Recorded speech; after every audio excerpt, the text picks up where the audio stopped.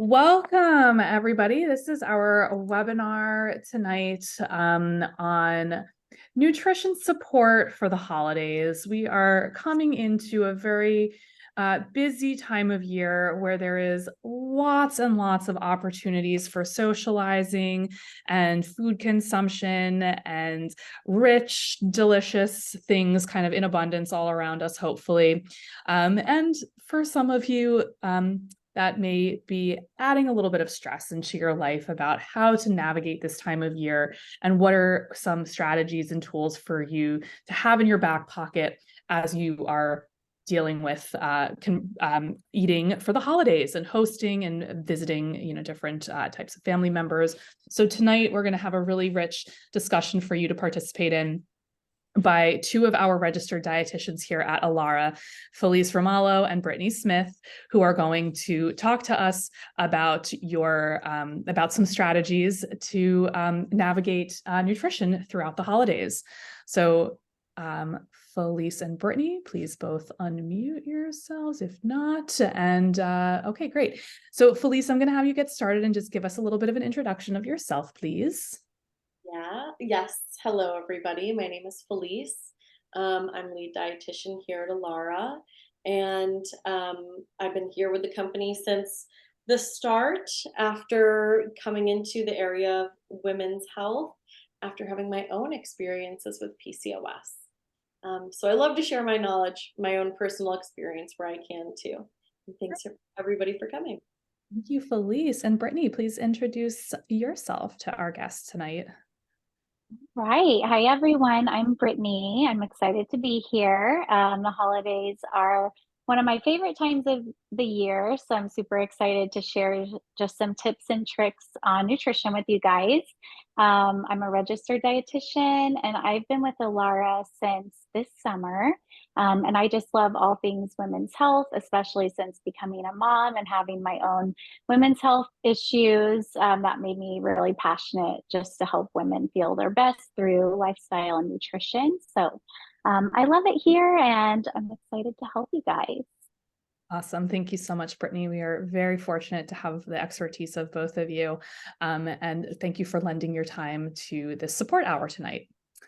Okay, so we're going to jump in. There were lots of really amazing questions that were submitted ahead of time from, from some of you.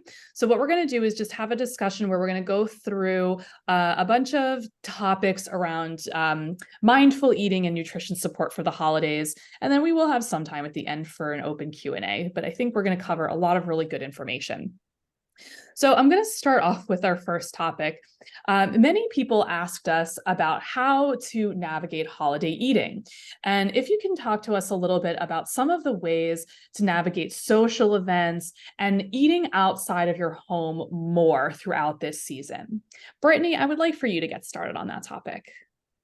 Yeah, so really it just comes down to thinking about building a balanced plate. So we can kind of do that anywhere that we are. And you would think about adding your protein and your veggies to that plate first. So that's going to give you plenty of fiber to help the meal digest more slowly and keep your blood sugar balanced.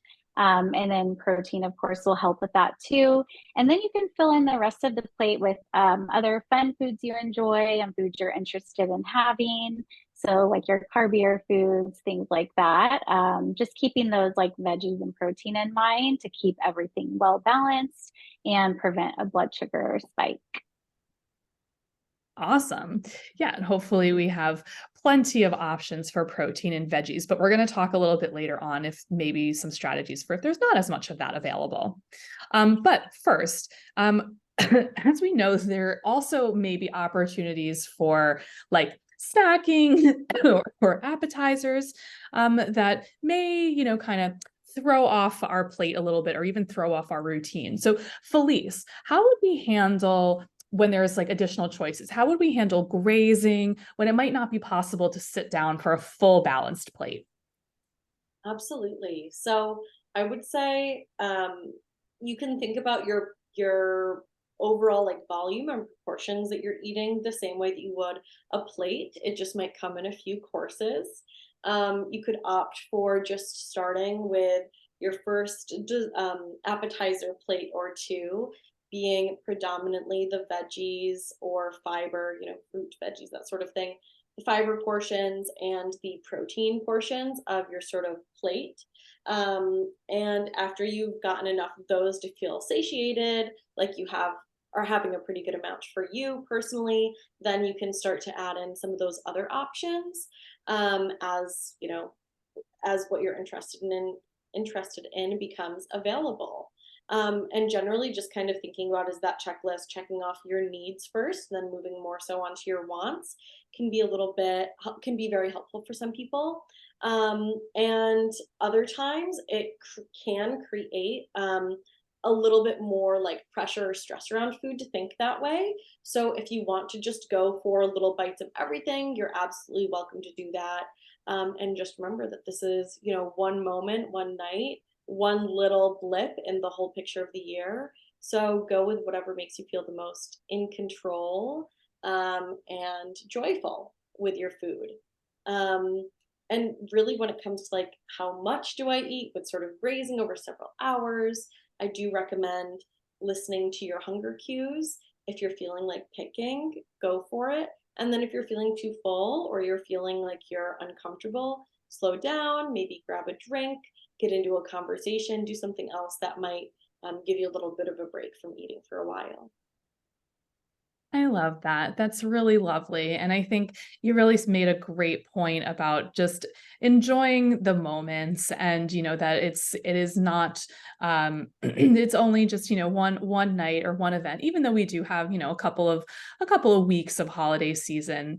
Um, Felice, I know there's something that we have spoken on a lot at Alara when we kind of talk about support and social support and enjoyment being a big part of overall lifestyle health. Can you tell us just maybe a little bit about how we want to think about our overall, like how we can allow ourselves maybe to enjoy a little bit of this time of year without as much pressure on the food choices? Yeah, so I would say overall, it's important to sort of let go of some of those feelings of guilt and shame and give yourself permission to enjoy. Um, Kind of the first step in doing that is just saying that to yourself. Like, there's no need for me to feel guilty. There's no need for me to feel shameful. There's no need for me to feel like I shouldn't be doing this. And even unpacking the word, like, what should I be eating? Thinking about your quote unquote shoulds. Um, so just having that internal conversation with yourself, or maybe it's via journaling or some other mindfulness method, go for it.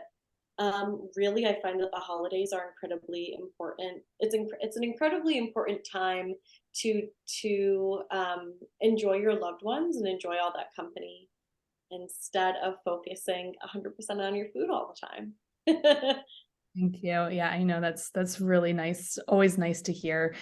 Socializing is a huge important part of your overall health. So if there is definitely a takeaway, it's that we want to enjoy this time of year, but also have some good strategies in place. Okay. So moving on, here's another question that was submitted from one of our viewers. How should we navigate unhealthy foods at the table when there's no veggies options? Brittany, you kind of spoke about building a balanced plate and making sure there's protein in veggies. But let's say maybe there aren't as many veggie options available. Maybe that's just not part of someone's table that they're normally accustomed to. What are some things that we can do in those situations? And, should people bring their own food? Give us a little bit of what your thoughts are on that. Yeah, so if you're not the one hosting, you can always offer to bring a dish. So if you're going somewhere that you've been before and you kind of know what they will have available, and you're feeling like there might not be some foods there to balance out your plate how you would like, you could offer to bring something like a veggie side, a side salad. It could be some kind of a whole grain or a starch option or a complex carb, so like sweet potatoes, something like that. Or you could even play around with a lower sugar dessert if you had some fun ideas to get creative and maybe introduce to your friends. You could do that. And then just kind of like what Felice said, giving yourself the permission to enjoy yourself and, thinking about what foods are here that will provide fiber. What can I add to my plate that will reduce the impact on my blood sugar? So, fiber foods would be like fruits, vegetables, whole grains, legumes, different things like that. And then we'll get into this a little bit more later. But if you're feeling very scared to go to the event or kind of like out of control, or you don't know what's going to happen and you're thinking about like having to bring the whole meal, then maybe there's something deeper there. And we might think about looking at your relationship with food and kind of exploring that. And, just thinking about eating within balance when you can, but then these things happen so infrequently that they don't make the biggest impact on your overall health.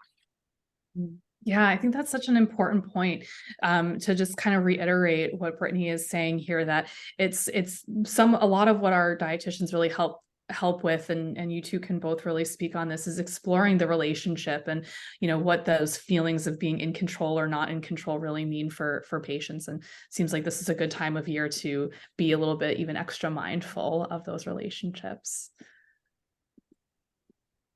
Okay, all right. Okay, so somebody asked, how do we prevent a blood glucose roller coaster, which is, like the highs and lows of our metabolic levels and our glucose levels during the holidays? How should we prioritize when and what to eat? Brittany, I'm gonna give that one to you. All right. So, really, it just comes down to eating consistently. So, even if you have an event in the evening, just thinking about starting off your day right with breakfast within the first 2 hours of waking. And then we like to say having 4 to 6 smaller meals and/or snacks throughout the day. That really helps keep your blood sugar stable and balanced. And it prevents those like drops in your blood sugar where you might feel kind of shaky or more hungry, and then those spikes. So just eating your consistent 4 to 6 times a day. Trying not to go longer than 4 hours between meals or snacks is really important. So that just kind of helps you stay ahead of your hunger and keeps everything stable and balanced throughout the day. Awesome. Okay. All right. So now, how should we cope with sugar cravings in a healthy way? Because, sometimes, maybe again, this time of year, there's a lot of extra available sweets around. There were the time in the sun, everything is darker. We may like need a little extra like boost at times. So how do we cope with sugar cravings at this time of year in a healthy way? Felice, would you like to get started with that topic? Yeah. So at Alara, there's a diagram that we sometimes use with patients that we call the dessert plate. And the idea behind that is, if you're craving a dessert, if you're craving a sweet, we want you to have it. Please lean into that feeling. And maybe you could think about like a side plate, a salad plate, a small plate. Or you can just think about the overall volumes of things that you're having, the proportions. And think about making about a quarter of that plate your dessert food. And then another quarter of that plate could be some source of protein or fat. And then the remaining half of your plate ideally could be some extra sources of fiber. Maybe it's some fruit, like berries are really nice and high in fiber. Maybe it's by adding something like cacao nibs, which are a really great source of fiber. Um, really anything that's going to give you a little bit of a boost. And by having a sweet in addition to some source of protein, fat, and fiber, it does prevent your blood sugar spike from it prevents your blood sugar from spiking. You can also do a similar thing by having a sweet right after a meal. So if I'm going to be craving or I'm going to be wanting XYZ tonight, maybe you have that right after your meal. And sometimes we don't have all those options available. We still have a craving, and I would encourage you to eat that sweet. Please enjoy it, savor it, and all of those sorts of things. And you can also think back and sort of figure out like when it's truly a craving where like you want it intensely, what may have led up to this? Was it some sort of like event that happened earlier today that made me emotional or sad or stressed? Did something happen that may have caused my blood sugar to dip throughout the day?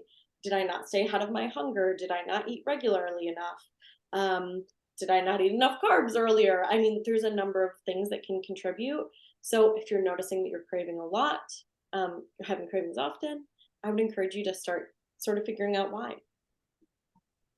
Okay, great.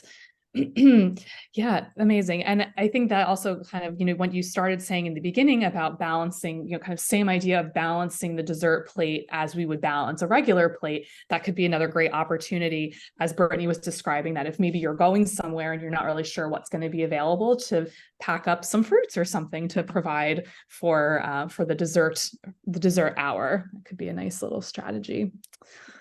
Okay. All right. So moving on, we are talking a lot about how, like, overall, your nutrition is not only about what you eat. There are definitely some folks who acknowledge that how we eat and how our relationship with food can have a huge impact on our health. And this is, definitely something that, as you can kind of see, the way that we organize like a nutrition program here is very much based in not only what we're eating, but how we're eating. So, Brittany, I'd like to start with you and talk to us a little bit about some helpful mindsets that we can have about how we're eating and our relationship with food during this time. Yeah, so really important during this time, but really all the time, to give yourself the permission to have the things that you enjoy. If you're implementing these strategies on a daily basis, like balancing your meals, eating consistently through the day, that makes the bigger impact on your overall health versus like a dinner event. And it's really important, as Felice was saying, to enjoy yourself and enjoy time with friends and family. So just giving yourself permission to enjoy, these times and the foods that you're craving. And then always thinking, what can you add to your plate, whether it be like dessert or your dinner or a snack? What can you add that will reduce your blood sugar spike instead of worrying about attaching a value to the food? So not thinking of foods as a good food or a bad food, because really we can get some nutrition from all foods and all foods can fit. We just obviously can balance some out with some other things better than others. So just thinking of what you can add to that plate to create more balance. Awesome.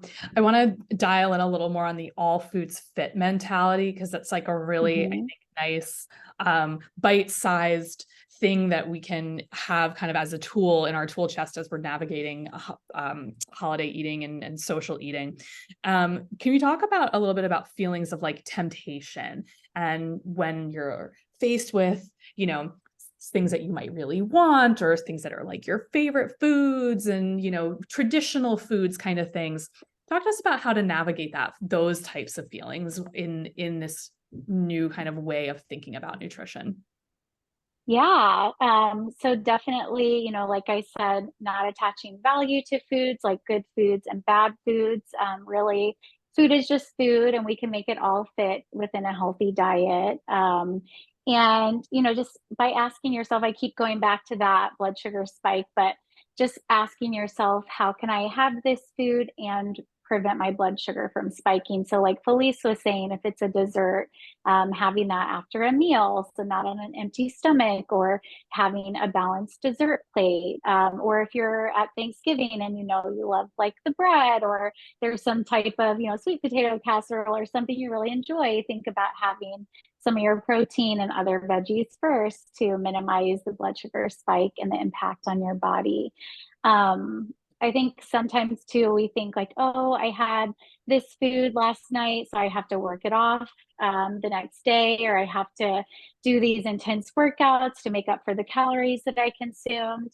And, our bodies don't really work that way. So they will burn the energy that we're providing based on, getting more or less. So our bodies are really efficient at taking care of that.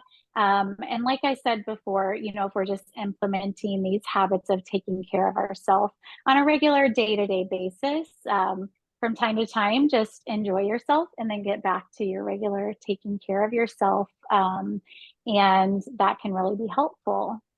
And then one last tip is just to prevent like maybe overeating at a meal, or extreme hunger, making sure to eat throughout the day. So then by the time you get to your holiday event, you're not like starving, and then you'll be less likely to overeat, and just keeping, those things in mind that can prevent like bloating and feeling uncomfortable and things like that.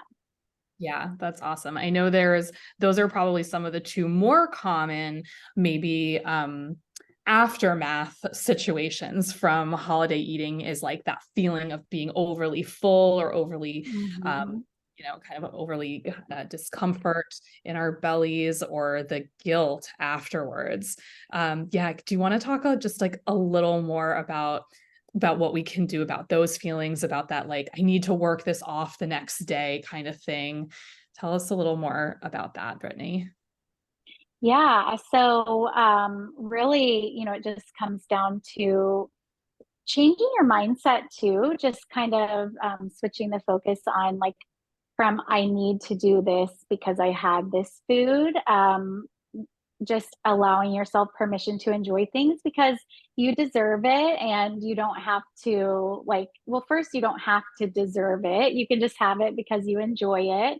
And enjoying things that you enjoy is beneficial to your health, and having that mindset of like, oh, I'm not allowed to have this because it's unhealthy or bad, can actually be detrimental to our health, our mental health, versus just allowing yourself to enjoy something, that can be really fun for you and nourishing in other ways. It's about the food, but it's not just about the food. So it's about like social interactions and things like that too. Yeah, awesome. Yeah, Felice, do you want to like kind of speak a little bit even more on that too, about like this kind of idea of reducing guilt and shame and giving us permission to enjoy ourselves without all of the added stuff that we put on ourselves? Absolutely. Yeah. I mean, I think that as Brittany was already kind of alluding to there, nutrition or food is much more than just nutrition. Food is not just fuel. That's, of course, a big part of it. But food, in so many ways, is like social connection and form of creativity and just so many different things. And I think social events really represent this incredibly special part of our lives and our lifestyles. Um, where longevity research even supports like the values of or the value of social connections. And what we see is actually top predictors of a healthy life are the number of close relationships that we have and the quality of them. And in some studies they rank even above like a nutrition habit like eating however many vegetables or taking however many walks. And that's not to downplay those things, it's just that social connections incredibly um, important. And something that I've jokingly said in the past is that relationships, they last a lifetime. Food really just lasts a couple of hours while you're digesting it. So really leaning into that and you know taking a look at the people that are around you and kind of just basking in that rather than worrying about food is definitely what I would encourage leaning into as much as you can. That's so great. I love these little nuggets that we can kind of like, put in your purse, put in your pocket for the day, that all foods fit and that relationships last a lifetime and food lasts only a few hours while you're digesting it. So I think, yeah, there's just the overall mindset here is that obviously nutrition is important and taking care of our bodies is important, but we do that in so many other ways besides the just the things that are on the plate. So just to kind of close out on this topic, I want to go back a little bit and talk about some of those like actionable strategies for maybe if some of us are a little bit prone to just indulging, and maybe cutting back or being overly restrictive isn't your problem. Maybe indulging a little bit too much is something that you're kind of concerned about. So Brittany, I'm going to take it over back to you about talking a little bit about some strategies that we can put in place to avoid feeling discomfort or overeating at these events. Yeah, definitely. So some things you can do, kind of as I mentioned, making sure that you're eating consistently throughout the day of the event, so you're not going there extremely hungry. Also, having some activity throughout your day. So this can just look like gentle movement, like walking or some stretching. Digestive yoga is really nice, like after meals, that can help with digestion. It can kind of get your blood flowing, help your body utilize your insulin efficiently. So just staying active through the day, walking after meals. And these are good tips just for everyday life, not just before an event. So just kind of good things to implement into your routine when you can. Another thing that can be helpful is to have like a warm or a hot beverage with your meal or after your meal. That can really help with digestion as well. And typically not having like an ice cold beverage with the meal, just to kind of eliminate any of that like GI discomfort or bloat or anything there. Awesome. Thank you so much. All right. Yeah, lots of good tools in that segment. Okay, we're going to move on to like a slightly different topic, which is going to be around handling the kind of emotional stressors that maybe come up for some people in their, with their families or their loved ones. Unfortunately, sometimes those of us who maybe live with PCOS or other chronic conditions, or even just as a woman, may deal with comments from loved ones. And that can often be a really difficult part of this season and maybe just cause some added stress about showing up somewhere or what you're going to wear, or what you're going to, what your strategies are to take care of eating while you're in this setting. So how might we uh, politely discuss having a relationship with like family members that maybe are having a hard time making comments about our foods? Do we say no to certain foods? Do we indulge in those foods? How do we kind of deal with that a little bit? Brittany, would you like to talk a little bit about this topic? Yeah, definitely. So I think it kind of depends on your relationship with the person. Of course, if it's like your mom or another family member, it might be a little different versus like a friend or someone that you don't know or you're not that comfortable with. But really just thinking about taking care of yourself and what makes you feel best. And you could just politely decline the food in several ways. So if they say, "Oh, I made this, like, do you want to try it?" And it's something makes you feel sick, or just if you don't feel comfortable having it, you can give them a compliment like, "Oh, it looks really good," or "It smells great, but unfortunately, I can't eat that," or "I don't tolerate that type of food well." You could always just go to, "Oh, I have a sensitivity. I better not. I better, stay on the safe side." And you can even just say, like, "Oh, yeah, that looks great, but no, thank you." Or "I'm going to try some other things first, and then maybe I'll come back to it." I've had to do this before where I just make a little joke, like, "Oh, my plate's so full. I'm going to try this stuff, and then I'll come back for seconds and add some new things." So you can make it lighthearted too, but it's definitely okay to decline any food that you don't feel comfortable having.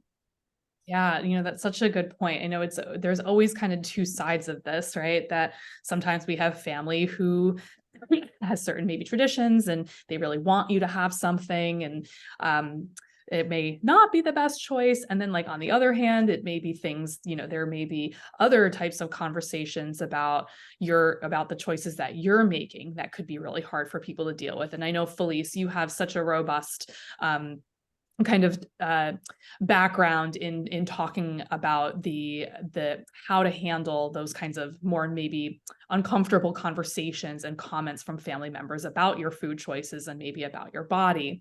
Tell us a little bit about how we can strategize about maybe responding to more offensive questions or comments. Yeah, I feel like there's always one clueless, like, aunt or uncle who says something about your food or something about your body or how it has or hasn't changed or a number of different things. And that can really put a damper on a wonderful on what's otherwise a very wonderful night. So of course, depending on the relationship or sort of the nature or the intention behind what somebody has said, there's lots of different ways that you can respond. Um, One question that sometimes will come up is like, are you sure that you want to eat that? I feel like that's the classic almond mom thing to say. And a simple response can be yes, I'm sure that I want to eat that. Um, Sometimes people will say things and you can just make a pointed response rather than really addressing what they're saying, like saying, I find that offensive or inappropriate. I have no interest in discussing my body, my food, my plate, whatever with you.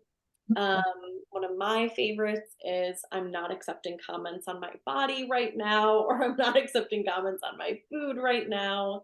It's really rubbed off on my sister. She says that one a lot too. Mm. And then you can also fight uncomfortable questions with questions. And I find especially um, questions like regarding, oh, like, are you trying to get pregnant or when are you going to have kids? Or asking really, really intimate questions about your life and your health that you might not want to answer. You could say things like, why do you think that's appropriate? Why do you think that's your business? Why do you think it's okay to comment on that? Um, and then sometimes you just got to go with the flow, go with the path of least resistance, say just a kind, dismissive thing to get out of that conversation. But no matter what, I would really recommend keeping in mind what you know to be true and keeping like phrases or mantras ready that help you kind of fortify yourself and help you be a little bit more self assured. Those could be things like, my body is smart. I trust my body signals.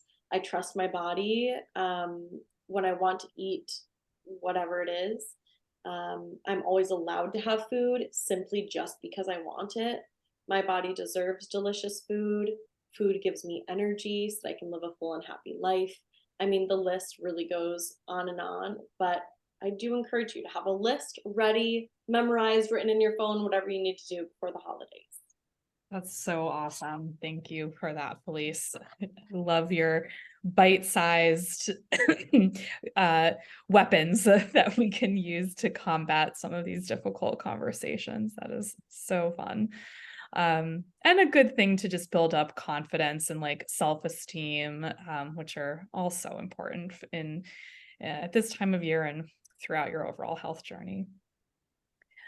Okay, all right, let's go back into talking a little bit about maybe what we can prepare, and maybe some more maybe mindful options that we can include into holiday cooking and hosting. Brittany, what are some tips that you have for hosting? Maybe especially if we're talking about maybe different types of or ages of family members who are coming over or that we're going to be with for this time. Yeah. So, first, I like to make sure I have some safe foods on hand, and those would just be foods that typically anyone would enjoy, especially if kids are coming. So, having some like a go-tos for kids, that could be most kids like things like chicken nuggets, macaroni, things like that. So I think just having a wide spread of options, keeping in mind, especially if you're the host, you have control over that balance. So you could have plenty of like veggie options, plenty of safe foods for people who might be a little more picky, and then plenty of foods or some foods that kids would enjoy.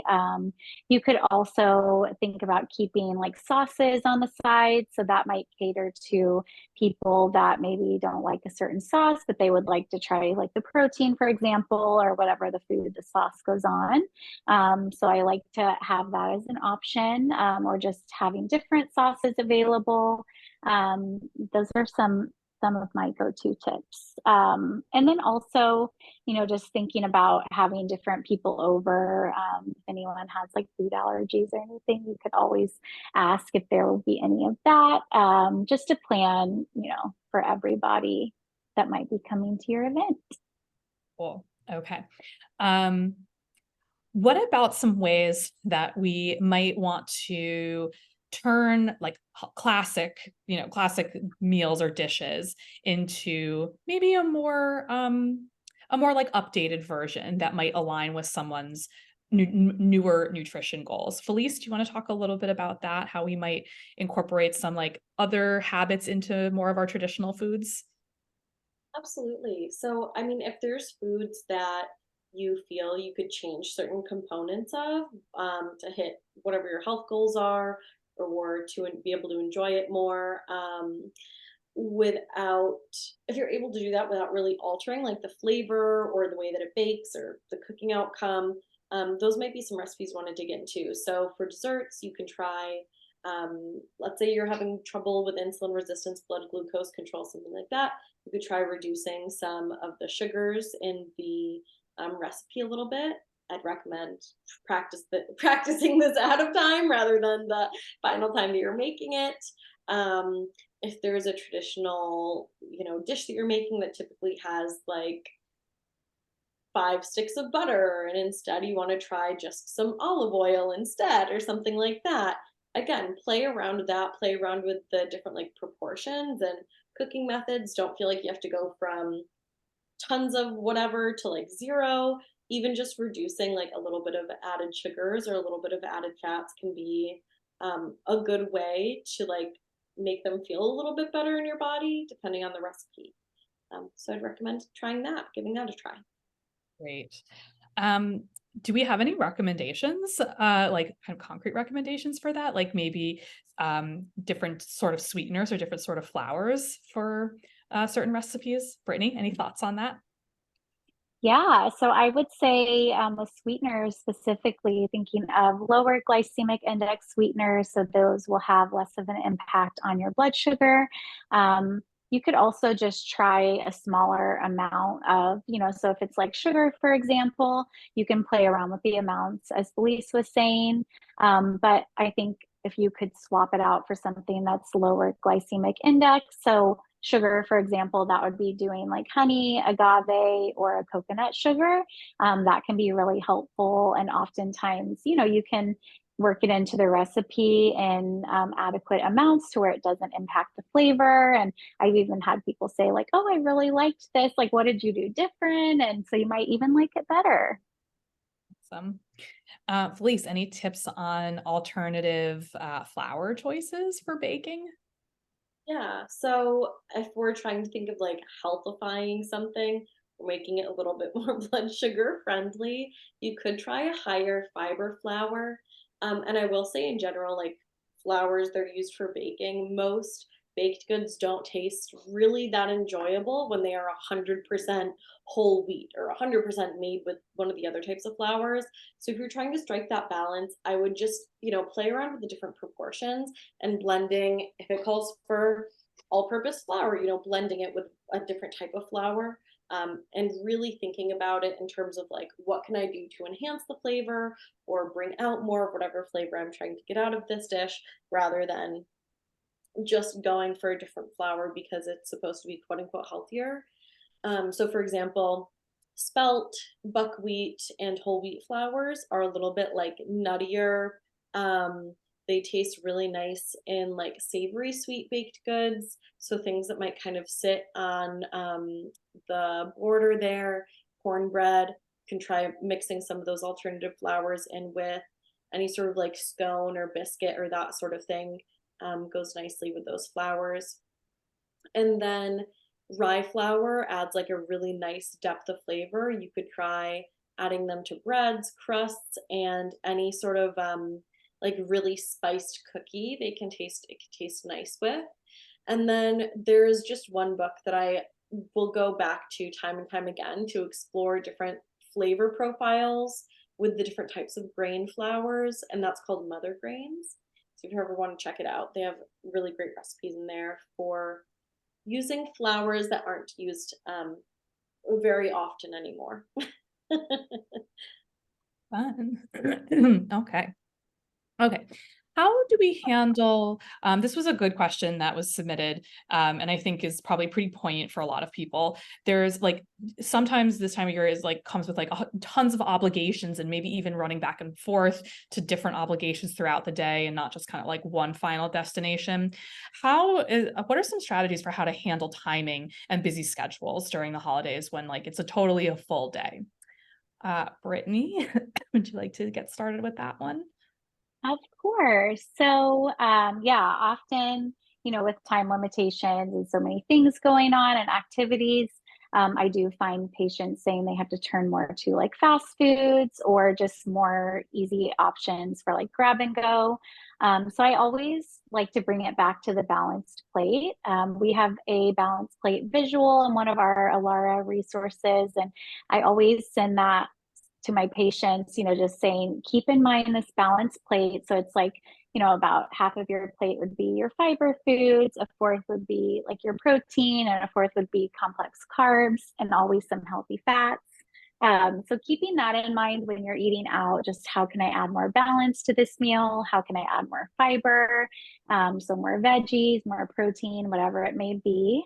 Another good option is to just have some like simple freezer meals on hand. And, I would look for like minimal added sugar and not a lot of other additives, but freezer meals are totally fine to use in a pinch. There's also like, you could use like a rotisserie chicken for something that's already cooked, but then just like shred it up and that's your protein. So just having some like quick, easy options to grab. Also like scheduling ahead of time, like, okay, on this day, I'm going to focus on having some foods preparing some foods for my week, or having some healthy, like easy to grab snacks on hand. Just little tips like that to kind of set yourself up for success when you're busier throughout this holiday season can just kind of help keep you on track and minimize the stress that can come with the running around and just everything that's going on. Awesome. Perfect. Okay. Alrighty. So let's talk a little bit about the support that is available throughout the holidays. Again, we just presented about 45 minutes worth of like really good, solid strategic advice for getting through the holidays. But as we all know, it's not easy and it's not easy to do alone. And if this is something that you're kind of dealing with for the first time and thinking about incorporating newer habits, or dealing with maybe kind of residual feelings that are coming up because holidays are a stressful time and they've been kind of always associated with stress. We need sometimes some additional support throughout the holidays, so let's talk a little bit about that. How can we reach out if you're struggling with nutrition around the holidays? Elise? So, of course, I'm biased here, but working with an RD, a registered dietitian, can be really helpful here. Just having an expert that has like a plan and has dealt with this before and seen this before and has helped, hundreds or thousands of other people get through it, are they're going to be very well equipped with helping you do the same. And then for patients that might be listening, feel free to book your visits sooner with your RD. Ask to have more check-in points available. Be strategic and realistic with your dietitian to sort of decide when you might need the most support. Like, is it going to be in between Thanksgiving and Christmas? Is it going to be once the new year hits? Like, what would be the most helpful time to kind of regroup and sort through like the feelings and the changes that the holidays may have brought on? And then if you aren't working with Alara yet, try and find a friend or somebody else who's going through a similar situation with you or a similar sort of journey as you, and ask to check in with them. Um, of course, for our patients, dietitians are here to chat with via messaging as well. And we do have a great blog article up for anybody who'd like to see, called Diet Tips for the Holidays: How to Maintain Mindful Eating Habits. And that's accessible through the Alara blog. You can just search those words and an article will come up with lots more tips to help you out. Awesome. Okay, fantastic. Um, I think we are going to end here for our presentation. Thank you so much for Felice and Brittany for answering all of these questions. And if there are no questions from the audience, then we will wrap up here for tonight. And please go ahead and book your appointment if you haven't done so yet. If you need an appointment, feel free to take this video and review it as often as needed over the next couple of weeks, and visit our blog for that blog article that Felice mentioned. And I hope everybody has a very lovely and healthy and safe holiday season. Thank you so much for your time tonight. Good night. Good night.